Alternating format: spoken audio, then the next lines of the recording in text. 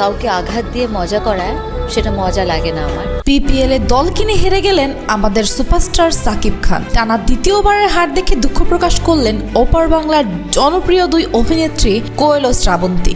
এই বিষয়ে বিস্তারিত জানতে ভিডিওটি অবশ্যই শেষ পর্যন্ত দেখুন। দর্শক, সাকিবের টিম ঢাকা ক্যাপিটালস জিততে পারলেন না তাদের দ্বিতীয় ম্যাচটিও। এই লজ্জায় আজ মাঠেও দেখা যায়নি আমাদের মেগাস্টারকে। সিনেমায় সকলকে ছাপিয়ে গেলেও নিজ দলের হারে সকলের কাছে ছোট হচ্ছেন এই নায়ক। প্লেয়াররা তার সম্মান ধরে রাখতে পারল না বিপিএল এর আসরে। এই বিষয়ে মুখ খুললেন এইবার কলকাতার দুই নায়িকা কোয়েল ও শ্রাবন্তী। তারা নাকি সাকিব খানকে ফোন কলে সান্ত্বনা দিয়েছেন, তবে গণমাধ্যমে এই বিষয়ে এখনো কথা বলেনি কেউই। অনেকেই বলছেন এইবার বিপিএল এ সাকিবের দল একটি ম্যাচও জিততে পারবে না। যদি এরকমই হয় তবে আমাদের মেগাস্টারের সম্মান অনেকটাই ক্ষতিগ্রস্ত হবে বলে দাবি করছে অনেক বিশেষজ্ঞরা। ঢাকা ক্যাপিটালস এইবার বিপিএল এর সবচেয়ে দুর্বল দল বলে গণ্য করা হচ্ছে ইতিমধ্যেই। তো দর্শক, আপনাদের কি মনে হয় সাকিব খান এই পরিস্থিতি কিভাবে কাটিয়ে উঠবে?